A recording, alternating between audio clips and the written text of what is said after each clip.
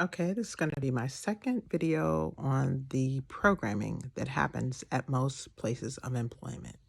So, in my other videos, in my video on diversity, equity, inclusion, I did a video on employment programming itself, which is how everyone is programmed to participate in the work environment in almost a really robotic way. You're giving all these rules and you're told, in order to work here, you have to abide by all these rules.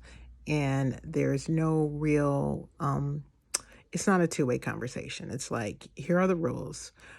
Everyone's been programmed to participate in these workplaces with regard to how these rules work. For example, everyone knows you have to report to work at a certain time and you have to leave work at a certain time. Now that is starting to break down. COVID really helped that out when everybody started working at home. So there's become there, the work the having to be at work 8 hours a day, 40 hours a week, that has changed. And that was the bare minimum. You had to do that. That was like heavily, heavily programmed. And that programming is breaking down a little bit. So that's not always the case, but still, I would say in 50% of the workplaces, that is the case. And that is the bare minimum. And it's a very, very hard and fast rule around it. But I don't want to talk about the general rules and the general programming. Because we were talking about diversity, equity, and inclusion, I want to talk about the programming around identity. So there's a lot of programming around identity that we don't discuss out loud. So remember, these conversations are really difficult to have. No one will have them out loud, but still there are all these unwritten rules that you're expected to abide by. So every work has a hierarchical structure. And how identity plays into these hierarchical structures are that your race and your gender determines your place and how much power you have. And no one will say that because remember, we're all supposed to be equal opportunity employers, whatever institution they're going to say they are. They're going to say, oh, it's the law and we follow the law. And of course, there's diversity and equity and inclusion. And of course, we respect everyone. But again, no, there's all these unwritten rules. And so when you get into the unwritten rules of identity, usually men are the ones who have more power than women, usually. The race of the men who have the power are usually white. Not always. It depends on where the workplace is located. But here in America, yeah, those men are going to be white. Usually. Not always, but usually. And the and so how free and how much power you have in the workplace, it's not just determined by your identity, it's determined by your skill level. If you're really, really good at something, then you will have more power just because of what you can do.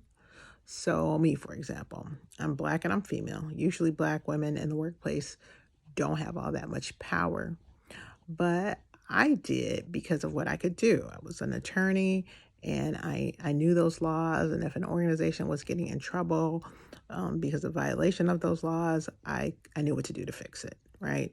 So I had a certain amount of power because of that skill set.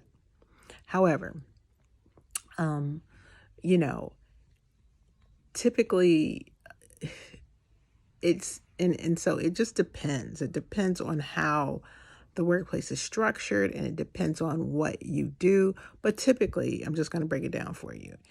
If you're white and male in America, you have the most power at work.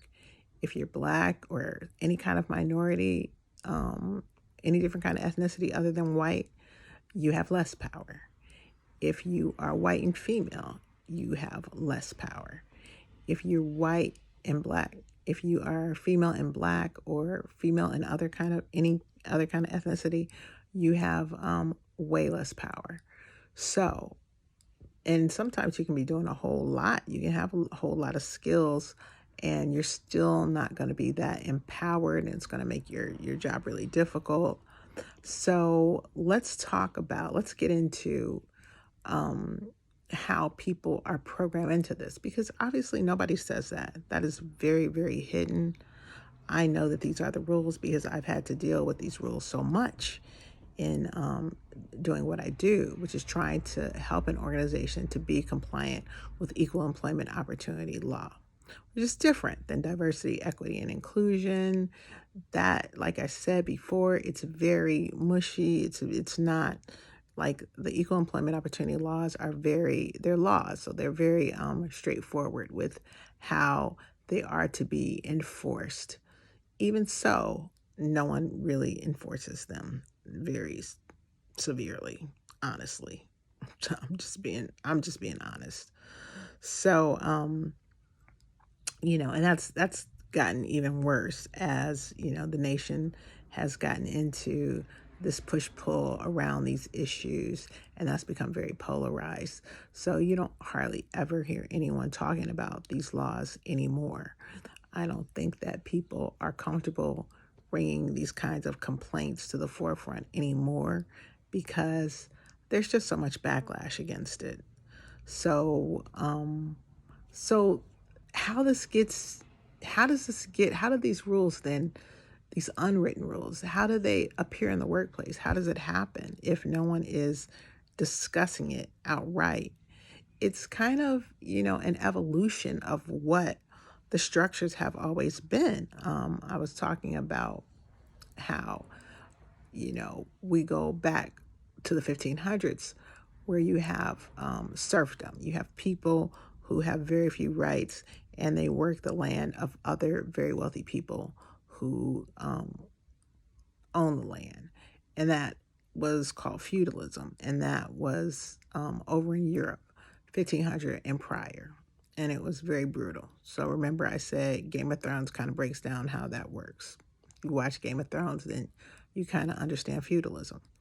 Then you have imperialism, which is these powers, these European powers moving into other countries and doing what they did over in Europe with other countries, and that's where slavery kicked off. It's like, okay, not only will we go to these countries and make the people that are on that land do the work that needs to get the resources out of that land for us. So that's imperialism.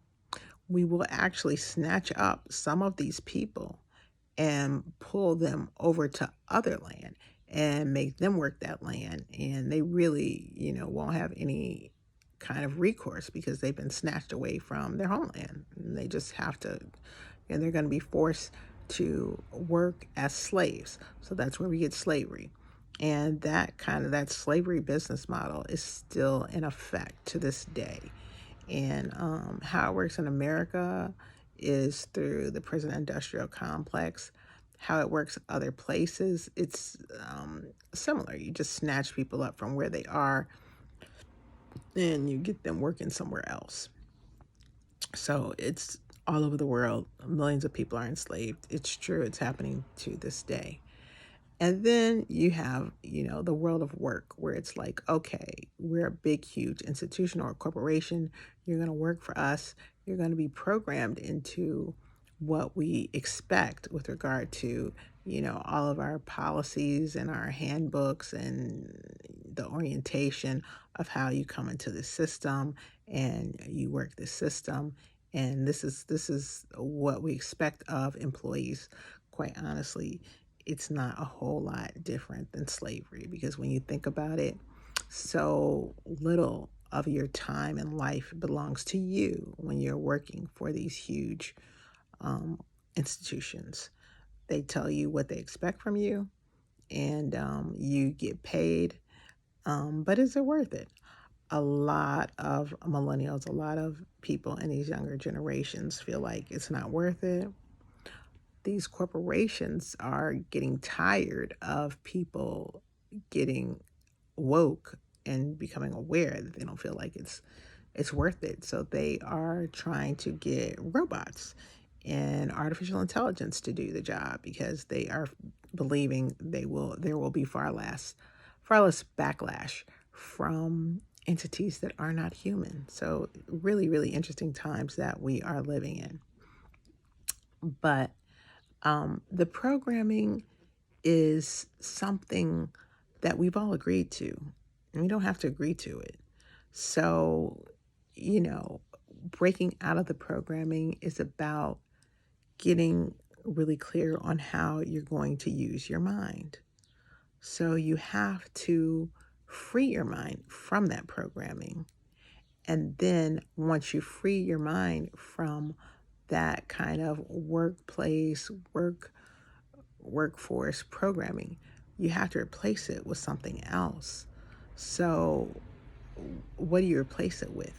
Well, you replace it, and it's hard to know, right? Because we've done this for so long. We've been programmed into working for someone else and producing resources for, a king or a landowner or an institution for so long. Breaking out of this programming is, it's a new thing. But it is a new thing that is happening because with the internet, we all have the ability to start working for ourselves. And, you see so much on YouTube about how people are doing that. And it requires, though, that you break out of that programming before you attempt it. So I'll do the next few videos on how to break out of that programming. Bye.